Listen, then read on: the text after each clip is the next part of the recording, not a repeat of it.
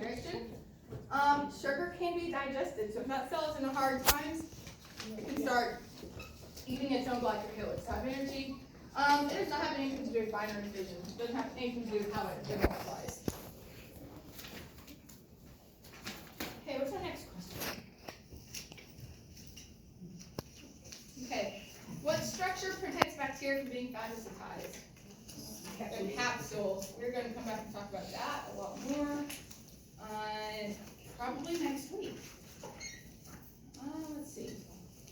What's the difference between simple diffusion and facilitated diffusion? Okay, simple diffusion means something's just going straight through that cell membrane. Okay, small molecules, something like oxygen, carbon dioxide, just goes straight through. Facilitated diffusion means it's too big, or it's polar, or it's charged, it can't go straight through the membrane, so it just goes through a channel. Neither one takes energy, neither one takes ATP, they're both going down the concentration gradient. In a hypertonic solution, what will happen to a bacterial cell? So hypertonic means there's more salt in the cell or out of the cell. What does hypertonic mean? There's more around the cell, so water is going to follow that salt. It's going to move out of the cell. So if the water is moving out of the cell, what happens to the cell? It shrinks down. And what is that word? It's plasmolized. Okay. Which of these statements about the cell gram-negative cell wall is false? Pull up and see what it says about it. Okay. So it will protect the cell in a hypotonic environment, so it helps prevent water from rushing in. It has an extra outer layer with lipoproteins, lipopolysaccharides, and phospholipids. That's true. Gram-negative cell walls are toxic to humans. When we talk about a lot of them, What did we say 6 was? let me go back and see. Okay. Gram-negative cells are not going to be sensitive to penicillin. Okay, so which one was question 6? The hypertonic. Yeah, the hypertonic solution. So in a hypertonic solution, water is going to go out of the cell, and the cell will plasmolize. Is that one of your answers? Yeah. Something like that. Okay, run and tumble. What do those words mean? Run and tumble. That is how a bacteria is moving. So how the flagella is moving so that the bacteria can move. Okay, which of the following pairs is mismatched? Let's see what happens. Okay, metachromatic granules is where you store phosphate. Lipid inclusions where you store lipid, which is an energy. Gas vacuoles have gas in there, which gives it buoyancy. Ribosomes are not carbon storage. What do ribosomes do? Ribosomes make proteins. Okay, eventually we'll get through this bridge so I can get it to look. Okay. Which of the following organelles most closely resembles a prokaryotic cell? Mitochondria. What else besides mitochondria? Not the nucleus, although it kind of is.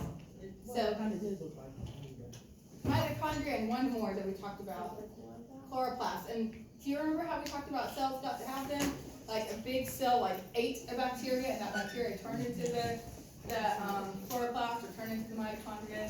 So they still act a lot like prokaryotic cells. And then what is the bacteria with peritrichous flagella? Flagella off. So peri, like perimeter, that means all around. So you've got flagella all around it. Okay. So tonight is a little bit of an intense lecture. So I'm sorry if I gave everyone a headache. So I'm going to cover it.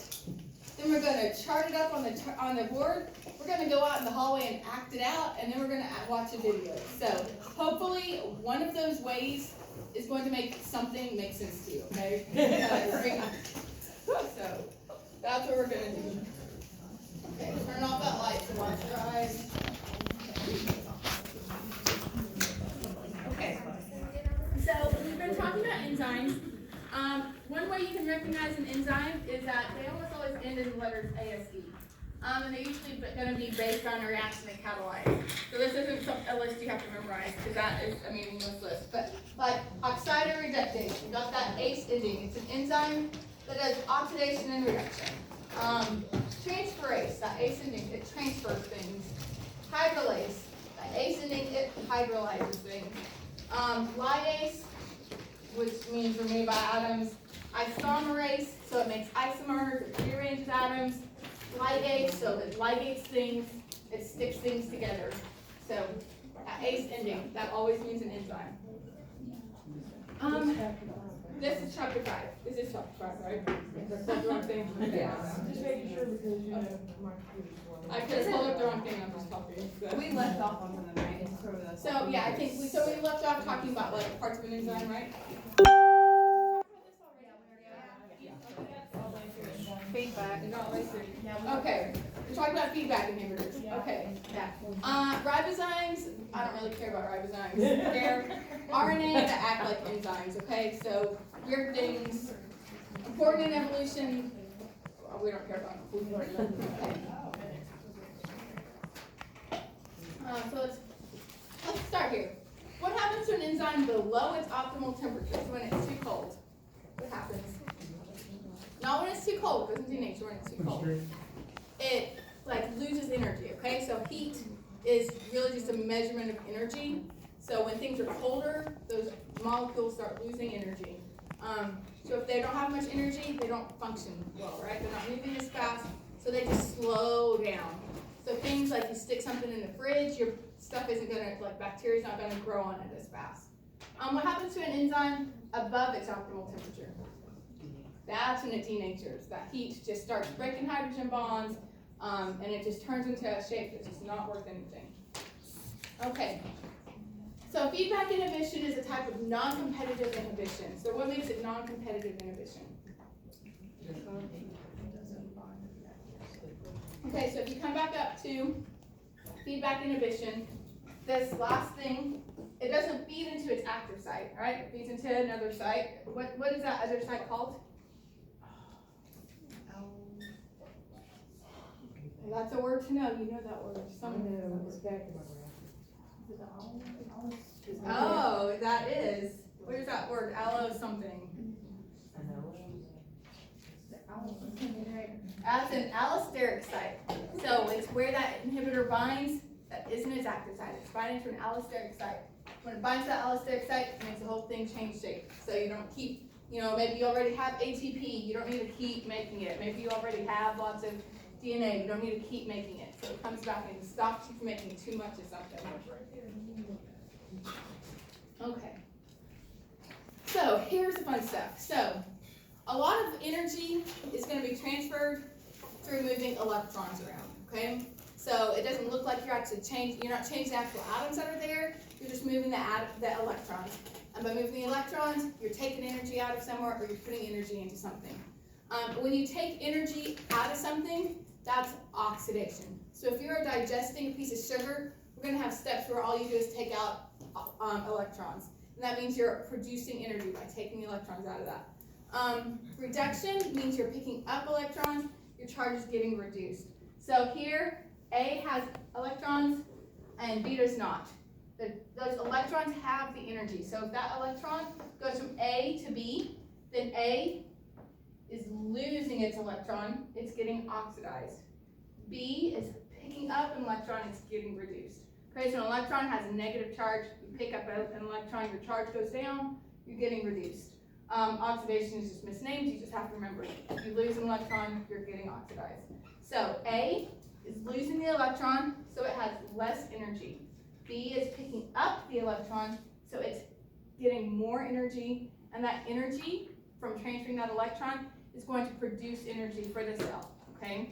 So a lot of when we're talking about digesting a piece of sugar today, it's you move an electron and that electron is going to produce energy for the cell, okay? Also, you're not gonna just magically create an electron or magically disappear an electron. When one thing is getting oxidized, something else is getting reduced. So we call them redox reactions. It's a reduction and an oxidation altogether.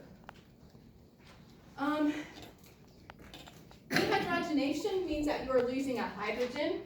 So dehydrogenation, you're losing a hydrogen. You're losing an atom from a substrate. Because often you're not just going to just rip off an electron, you're probably going to rip an electron and a proton. A lot of the redox reactions we talk about are going to involve NAD. So NAD is going to pick up 2 electrons, and it's going to pick up a hydrogen with it. So NAD is going to be reduced to form NADH, and then you'll have a little proton floating out there too, okay? So NAD picks up electrons and hydrogen from the sugar molecule to be reduced to NADH. So NADH has more energy than NAD. And if you're lost right now, it's okay. Okay? We're gonna get through this. So, your cell uses ATP for energy, and the way you get ATP is you're gonna have ADP, that's adenosine diphosphate. Di means 2. It's got 2 phosphate groups, and then you're gonna burn energy, so you're getting energy from something you're digesting, and that energy from your food is gonna be used to stick a 3rd phosphate group onto that ADP. So now it's adenosine triphosphate. It's got 3 phosphate groups. Those phosphate bonds are super unstable. So one of those videos on D2L is it's like 3 kids smushed into one school bus seat. They don't like each other, so they're gonna fight, and that kid is gonna go flying out of the seat with lots of energy, okay? So these are very unstable bonds. They hold a lot of energy, and then when your cell needs energy, you're gonna break that off and release that energy so your cell can do whatever it needs to do. It can move, it can bring something in, it can build something it needs, okay? So ATP, generating ATP. You use energy from burning your food to make ATP, and that's how your cell is holding energy. There's 3 ways you can make ATP. So one is just straight up, you cut a phosphate group off of something, that releases energy, you move it on to ATP. So that's substrate level phosphorylation. You just take a phosphate off one substrate, move it on to ATP. Okay, substrate level phosphorylation. That one's kind of easy enough. One is oxidative phosphorylation. So when we talk about the electron transport chain, your cells are passing electrons, and there's electrons making up energy to make ATP. That's a hot mess that you are going to hate me for talking about today.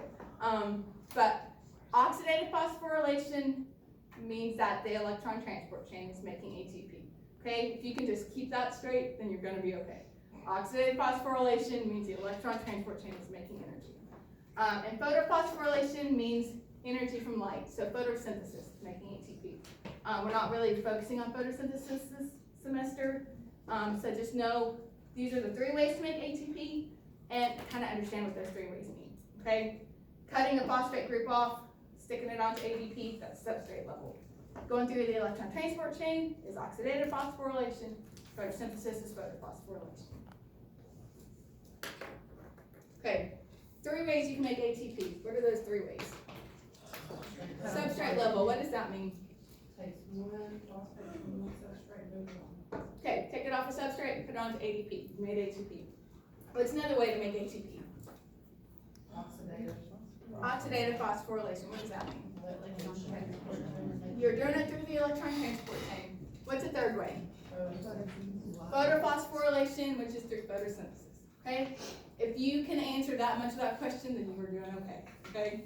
If nothing else makes sense, you're at least you've got that. You've got the information, even if it doesn't all click together. Okay. When we are getting energy, so we're just going to talk about how you get energy from like a molecule of glucose. And you're not just going to go from glucose, bam, lots of energy in one step. It's going to be a whole lot of steps to get there, and so that's a metabolic pathway. And so you're just slowly burning it. You're not just one big explosion, it's step after step after step. And you're going to take that energy out of your compound, out of your sugar, and turn it into ATP. Is this making its way to everyone? I just noticed it was up here. Everyone signed it? Good. Okay. So carbohydrate metabolism.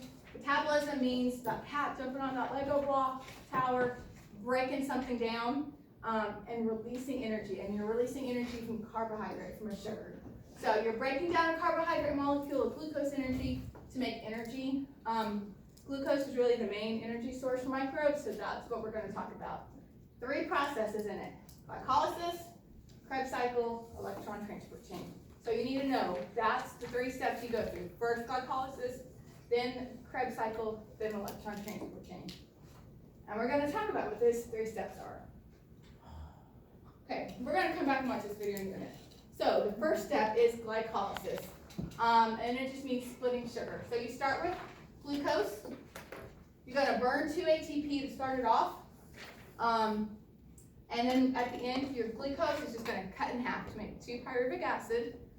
You're gonna end with 4 ATP, so you start with 2, end with 4, you create a 2, and you've created 2 NADH, okay? So glucose is getting oxidized, it's losing electrons, losing energy to pyruvic acid. So glucose is 6 carbons, pyruvic acid is 3 carbons, so you just took 6 carbon glucose and split it in half to 2 3-carbon compounds, okay? You're gonna produce 2 ATP, which is straight up energy your cell can use, and 2 NADH, which are carrying electrons that are gonna make energy in the electron transport chain. So we're gonna come write this up here. Okay, so where it happens, if you're a prokaryote, or if you're a eukaryote, this is happening in the cytoplasm. Okay, so what's happening, we're starting with what? Glucose, and we're making what? 1 glucose is turning to what? 2 pyruvic acid. Or 2 pyruvate, you can call it either one, I'm not picky. And then the energy we produced, we're gonna net 2 ATP and 2 NADH. Okay? Those ATP is just straight up ready for your cell to burn. Those NADH are gonna travel over to this step. Okay? So this NADH is carrying those electrons, it's carrying energy, but it's not ready to be used yet. It has to come to the electron transport chain before it can do anything. Okay? Everyone got this? That much makes sense to you at least? You can understand where we got those answers? Okay, then you're doing good. Okay. Okay, so here's all the steps of glycolysis. And if that is a table that you want to memorize, then I suggest you major in biology and you'll memorize that. And if you don't want to memorize it, you don't have to memorize it for this class. But so what happens is that you're going to take 2 ATPs and burn 2 ATPs just to get it started. So it uses energy for the first part. Your 6 carbon glucose is getting turned into 2 to 3 carbon compounds. You're doing a whole bunch of rearranging, and you end up with 2 3 carbon pyruvic acid. Okay, so you've just cut this in half to make 2 pyruvic acid. Then when you did that, you made ATP. So 2 ATP plus 2 ATP, you've netted 2 ATP, and you've made 2 NADH. What is that NADH doing? It's going to the electron Okay. transport chain. It's carrying electrons, it's carrying energy, but it can't do anything with that energy until it goes to the electron transport chain, okay? So that's where we are after glycolysis. Okay, wrong way. These 2 other pathways in your book, we're not going to talk about it, so mark those out. You don't have to read that part of your book. Okay, so what happens during glycolysis? What can you tell me about glycolysis?